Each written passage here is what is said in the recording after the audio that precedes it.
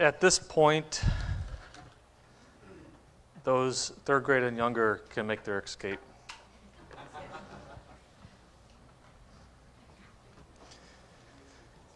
And yeah, thank you, James, for reading that. I'm pretty nervous about being up here too. So this morning I did two things. I prayed a lot, and I drank a lot of coffee. So go to Psalm 82. Psalm 82.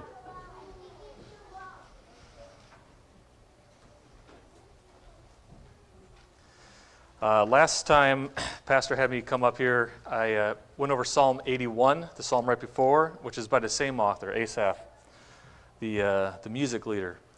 And we looked at a dedication, a prayer of dedication, and we looked at how that applies to Calvary Baptist, especially in the transition time.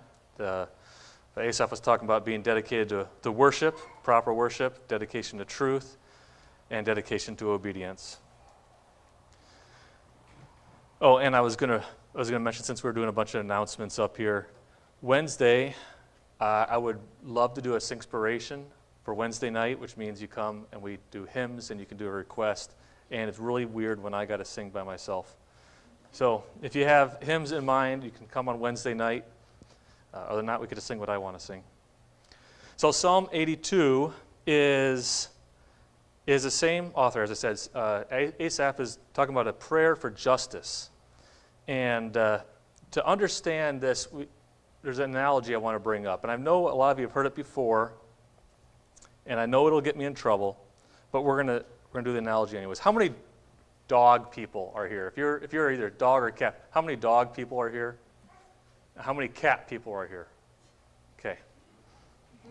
So I know you've heard this before, but it fits with this, so go with it. All right. So you got dogs and cats, and they're different, because if you have a dog, the dog looks at you and says, "You pet me, you feed me, you hold me, you house me, you take care of me, you take me on walks. You must be God."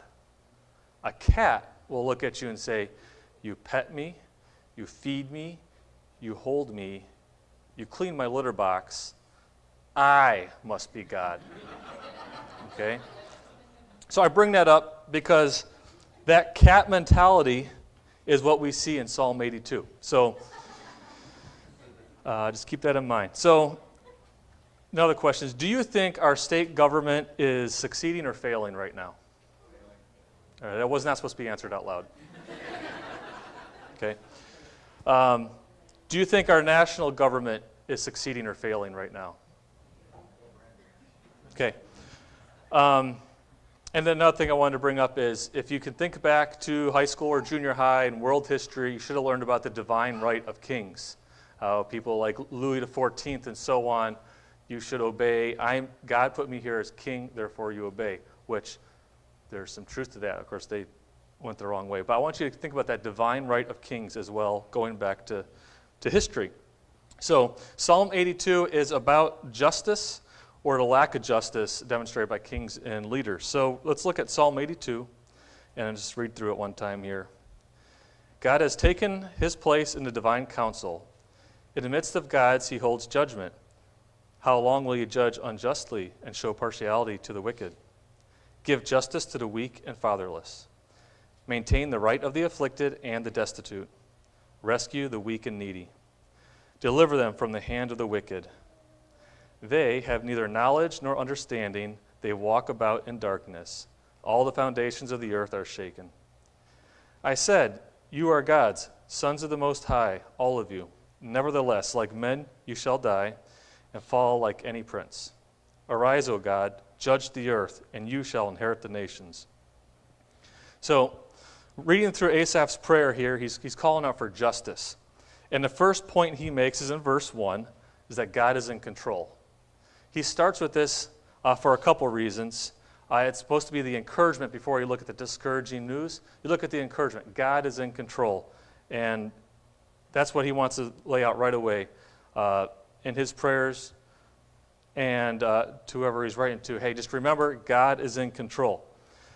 He also wants to lay out you have to understand that God is in control to understand the rest of the chapter. If you don't understand that God is in control, that he is the judge, the rest of the chapter is not going to make much sense. But I thought it was interesting. When you're reading this, it says, God has taken his place in the divine council. He's in the midst of the gods. He holds judgment. So when I first read that, I'm like, that's kind of strange, right? In the midst of gods. It's kind of sounded like Asaph views God like Zeus, right? The chief of the gods, sitting on Mount Olympus amongst all the lower gods. But that little g God is the same as the little e Elohim. And it's not talking about angels, as you'll read through the rest of this. It's not talking about angels. And it's not talking about pagan gods. That little e Elohim, little g gods, is talking about rulers, people's put in special places to govern. They were given by God authority and privilege, but they had a job to do. So that's what the little g gods is. But it's important to know in this verse 1, Asaph is coming right out and saying God's in control, and there's these rulers. He's acknowledging there are rulers. There's human rulers, and they have God-given authority, and they are also held accountable. So these little g gods, these little e Elohim, they have their God-given authority, but they also are going to be held accountable here. And this reminds me of Romans 13:1, because this is the divine right of kings we were talking about. Let every soul be subject to the governing authorities, for there is no authority except from God, and the authorities that exist are appointed by God. Sometimes we like to skim over that verse when we read Romans 13, but the divine right of kings, God has put certain people in certain places for reasons. We may not like it all the time, but they are put there. They have a job to do, and they will be held accountable for it. So these little g gods, though, what the problem is in the rest of the chapters, they start thinking like cats. They forget that they were appointed. They forget that they had a role to do, and they start thinking that they're big G cats, all right?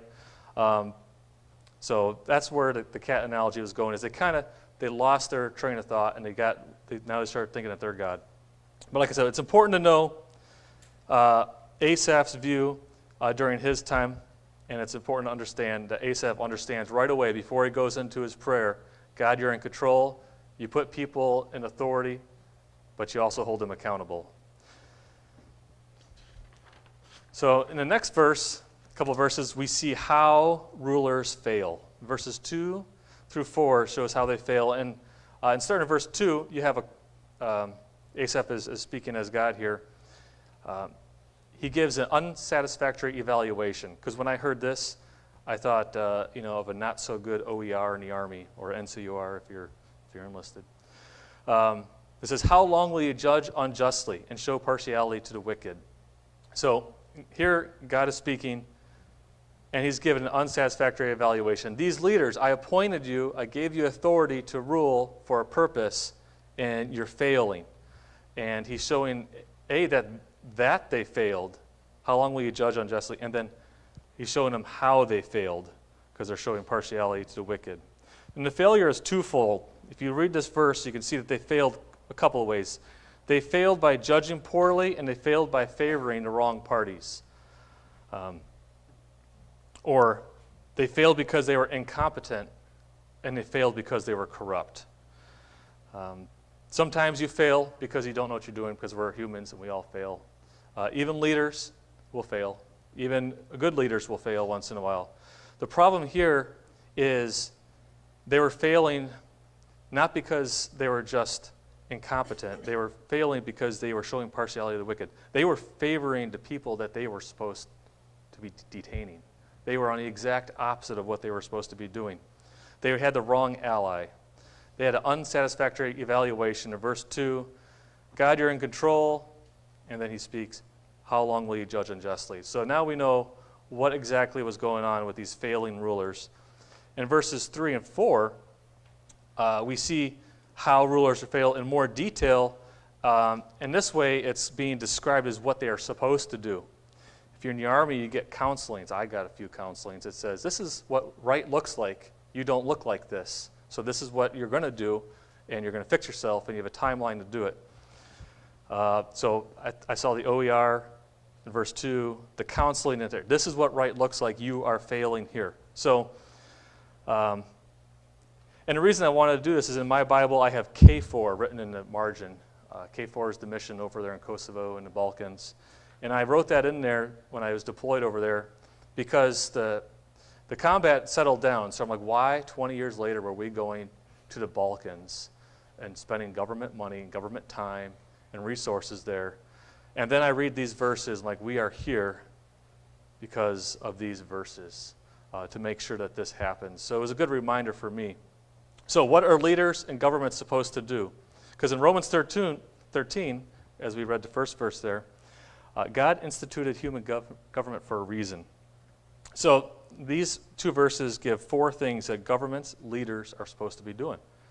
The first is supposed to promote justice. It says, give justice to the weak and fatherless. This justice is not supposed to show partiality, and it does. Unfortunately, we live in a fallen world, and it does. Justice is supposed to be equal opportunity. But this accusation specifically puts these leaders that they were not doing what they were supposed to be doing. They were also supposed to defend. It says, maintain the right of the afflicted and destitute. The destitute depend on others for everything, including justice. Even in a democratic republic, you can think divine right of kings, you can think of Louis XIV and all these other guys we learned about in history. Even in our democratic republic, justice can disappear, rights can disappear.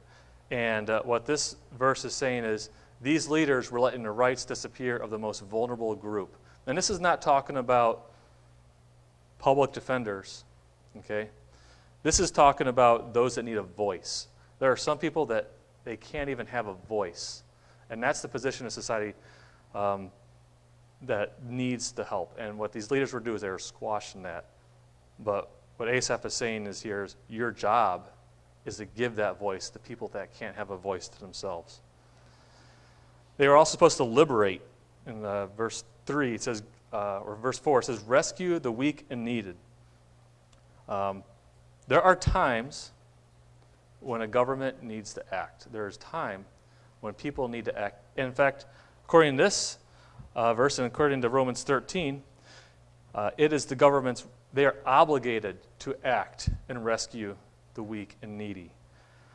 They are obligated to take up that sword. Romans 13:4, but if you do evil, be afraid, for he does not bear, this is the government, does not bear the sword in vain, for he is God's minister, an avenger to execute wrath on him who practices evil. There are times when the government needs to act. And that's like with my bad attitude, when we're getting deployed to Kosovo, and there's so many other cooler places. I could be going to Afghanistan like a real mission right now, all right? And then you think, I'm going to Kosovo because 20 years ago there was a president that got us into this conflict, and that you had all these reasons, but when I read this and I think about it, whatever political reasons going on, our government saw the weak and needed, they saw that there was oppression, and we're going to do something about it. My mind thinks about the abolition movement back in the 1850s that led up to the 1860s into the Civil War. Right? There was a time where the government had to take action. There was those who had no voice for themselves, and there had to be action. When helpless need rescue, not taking action is wrong. And the fourth thing here in verse 4, it says, rescue the weak and needy, and then it says, deliver them from the hand of the wicked. And this goes along with that liberating, all right? You need to rescue the needy. And recently there's a movie that came out bringing attention to human trafficking, and had, who knows what movie I'm talking about? I didn't see it, but I know it brought awareness of human trafficking, and it gets you to cheer for someone taking action in human trafficking. And I heard it, I haven't seen it, but I heard it brings up all kinds of emotions, and that's good. You should have a righteous anger. That is something, that's exactly right. Those are weak and needy. They need attention. But there's another more grotesque violation of human rights that happens every day all around us, and sometimes we forget about it because we think that a court came down last year. Abortion is still legal in our state. abortion is still legal in our country. And I know we had a court case that threw down old law, but the fact is it's still going on. And I don't know how we can read verses 3 and 4 and ever go along with abortion. Because the child, the unborn child, is the weak and the needy, has no voice. So, gets me a little upset. A nation, a state, and a people that continue murdering the unborn should heed this warning in Psalm 82. Should heed the warning in Psalm 2 that James read. So these verses are pretty powerful when you think about that. I don't know how you can't be pro-life. All right, so the next we see why rulers fail. Why rulers fail is in verses 5 through 7. We see how they failed. They did not protect those who they were supposed to protect. They do not stand up for who they need to stand up for. But we also see why, because it just doesn't happen. How can a leader or leaders be constantly wrong? How can they constantly be corrupt? Because even my watch, sometimes my watch quits working, it's right twice a day. All right, and there's some leaders that are not. So the rest of this chapter gives you insight of how in the world can a government do what a government does that's wrong. The first thing they do is they ignore the truth. In verse 5, it says, they have neither knowledge nor understanding. They walk about in darkness. All the foundations of the earth are shaken. So they ignore the truth. Ignoring the truth always leads to ignorance. And you can't have knowledge without understanding. Romans 1, we're not going to read Romans 1, and I usually go back to Romans 1 as an example of the human condition. If you want to see what happens when we get rid of understanding, logic, reason into society, look at Romans 1. It gets pretty debased. But the world thinks it's pretty smart. The world thinks it's so smart. Talk to any educated person. They're so smart. We have come so far because we're so much smarter now than we were back in the 1850s. We're so much smarter now than we were back in 200 BC. Because the world likes to pride themselves on that. And the secular world prides itself on its reason and logic. But according to Psalm 2, they have neither knowledge nor understanding. And that's a bad way to rule. If you're one of the appointed, God appointed you to be a leader, and you have no knowledge or understanding, that's a terrible way to go about and lead. But there's two proverbs that come to mind that are solutions, and they're Awana verses. One of them probably learned when you're pretty young. But Proverbs 9:10, the fear of the Lord is the beginning of wisdom, and knowledge of the Holy One is understanding. And Proverbs 1:7, the fear of the Lord is beginning knowledge, but fools despise wisdom and instruction. All right? And leaders, and we have plenty of them, are fools because they don't have the knowledge, they don't have the understanding, because they don't put God in their decision making. So what is the result of that? You walk around in blindness. Verse 5 continues, you have neither knowledge or understanding. If you don't have knowledge or understanding, you walk about in darkness. And these leaders without God are blind. They're walking around in darkness. But the truth is, anyone that does not have God is walking in blindness. This next phrase is pretty interesting. All the foundations of the earth are shaken. And the commentaries I was looking at looks at this two ways. Either this is describing the rulers that are not doing their job, or it's describing the afflicted. And if you're looking at the rulers, how this is described them, first thing I read when I said all the foundations of the earth are shaken, the first thing that popped in my mind is evolution. All right? If you believe in evolution, this is your viewpoint. All the foundations of the earth are shaken. That means there's no control. The world's in chaos.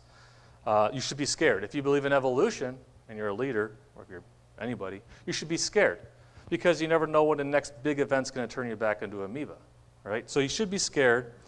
Life, earth, and everything is fragile because you don't see a creator in charge. So that earth the foundations are shaken. Kind of made me think about the whole climate change agenda as I was reading about this. You have all these cats, right? These people who think they are God, think they can control the weather and all that.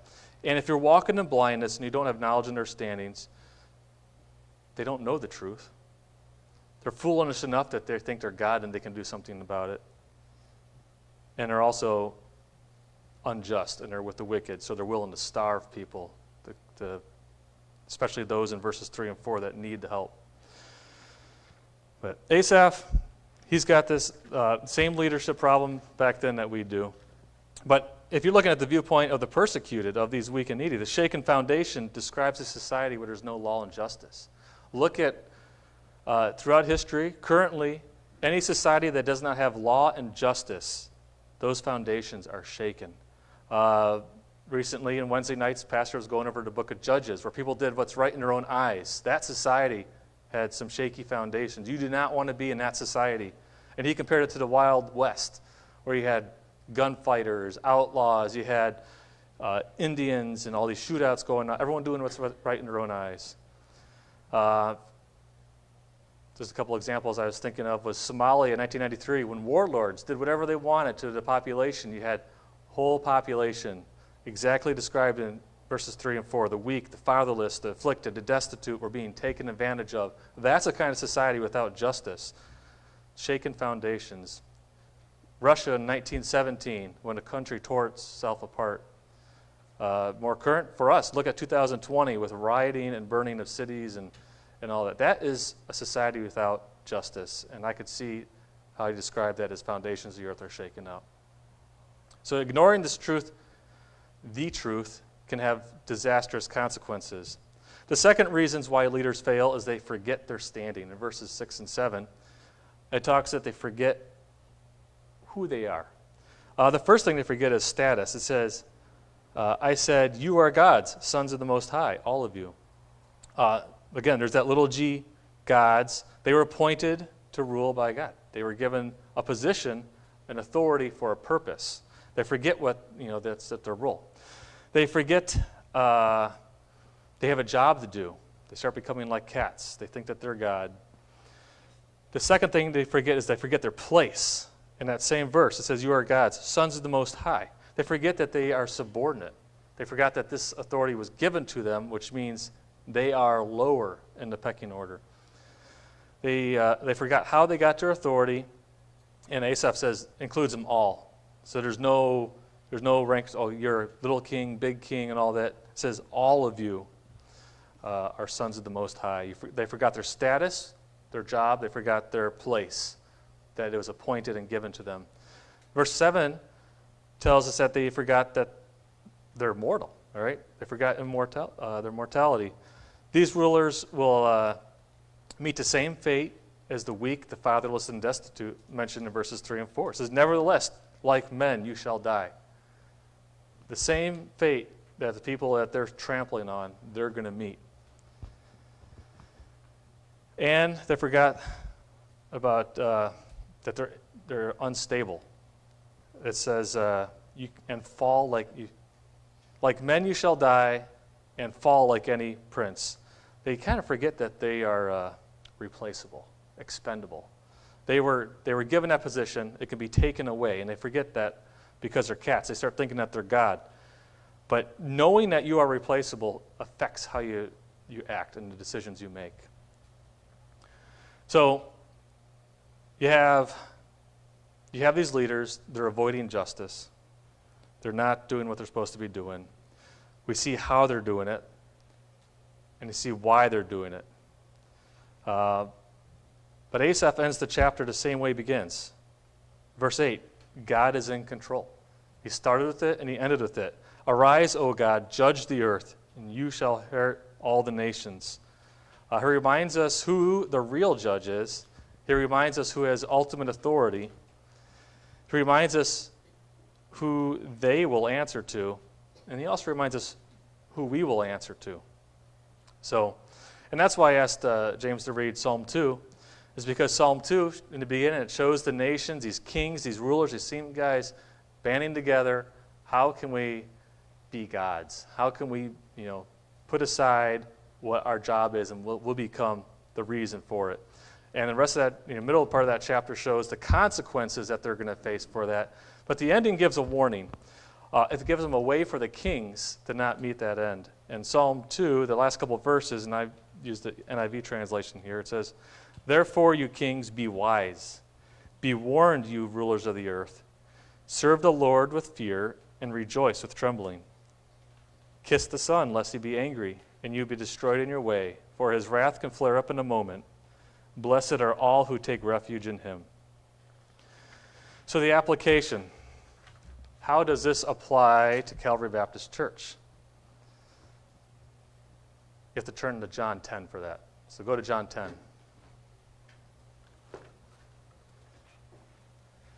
Because this is actually not really a political message.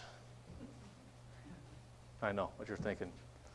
Because it's pretty easy. You're like, yeah, no, the government's failing. All right? And we like to point fingers because, yeah. But this is not a political message. Well, it's not entirely a political message. All right? Because if you actually look in Psalm 82, you'll see, if you look in the cross-reference, it actually goes to John 10. And in John 10, there's a couple months ago in Sunday school, we looked at a teaching technique that Jesus would use, a rabbi technique of teaching, where someone would ask something and he'd give an answer, but it was using the text. And you have to know the text, and you assume that the others know the text. So they would ask something, and he would say something that refers to the Old Testament, but the answer is really in that text, not exactly what it's saying, but these Pharisees, because they knew the Old Testament inside and out. If he said something, they would know the context. So to us, it's like, oh, okay, that's a neat saying. But the Pharisees would know the verses before and after, like, whoa, that's what he's saying about us. So in John 10, he's talking to the religious leaders of the day, and he goes to this chapter. He's not talking about the national government. He's not talking about their state government. He actually is talking about the religious leaders. So the story here is he's talking with the religious leaders, and in verse 30 of chapter 10 it says, I and the Father are one, and then the Jews picked up stones again to stone him. All right, so he's already got the religious leaders riled up. So verse 32, or verse 31, the Jews are picking up stones, they want to stone him. Verse 32, Jesus answered them, I have shown you many good works from the Father. For which of them are you going to stone me? The Jews answered him, it is not for a good work that you're going to stone you, but for blasphemy, because you, being a man, make yourself God. And here's where Jesus references Psalm 82, specifically verse 6. Jesus answered them, is it not written in your law, I said, you are gods? If he called them gods to whom the word of God came, the scripture cannot be broken. Do you say of him whom the Father consecrated and sent in the world, you are blaspheming, because I said, I am the Son of God? If I am not doing the works of my Father, then do not believe me. But if I do them, even though you do not believe me, believe the works, that you may know and understand that the Father is in me and I am in the Father. Again, they sought to arrest him, but he escaped their hands. In verse 34, you see, he's quoting Psalm 82:6, but he's not talking about the state or national government. He's talking about religious leaders. It says, I have called, in verse 35, if he called them gods, the little g gods, to whom the word of God came. There he's saying to religious leaders, you were appointed, you were given privilege, you were given the word of God, you were given a job to do.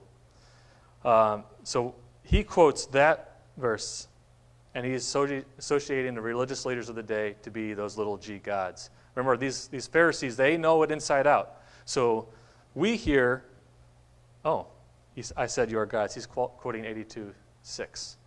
They hear, because they're much smarter than us, they know Psalm 82. So what do they hear? They hear, he just said we judge unjustly. He said we show partiality to the wicked. Jesus just told us that we take advantage of the weak, the fatherless, the afflicted, the destitute.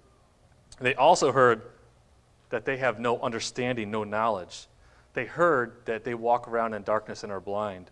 They heard that they live in an unstable world because of what they're doing.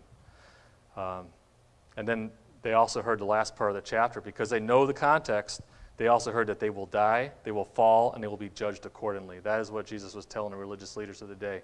He wasn't talking to the king or anything. That is why they wanted to stone and arrest and stone Jesus. is because he took this home. So what does that mean to us? Are we little g gods, on Mount Olympus, appointed? We have been given blessings. We are in a day and age. We are given so much, and God gave us a job to do. All right, we might not be kings, rulers. We might not be presidents, senators. Neither were these religious leaders. They were given something special, and they were squandering it. In fact, they were going the exact opposite. They were looking their way when the poor, the needy, the voices that couldn't be heard were screaming. They weren't doing anything. And that's why Jesus quoted Psalm 82 here. So we can get all upset about governments not doing anything, but there are people in need. All right, there are unborn being murdered. So my prayer for Calvary and for all of us here is we have been given so much. We need to remember justice. Remember the one that gives justice. Ultimately, we judge those. We need to remember obligations. Remember to help the helpless. Thankfully, we live in a democratic republic where we can get involved in ways that most places in the history of the world cannot do. But remember, God is in control. That's what Asaph started with, and he ended with. God is in control. Ultimately, he is the ultimate judge. But Calvary, let's make sure we're part of the justice, doing what's right. Let's pray.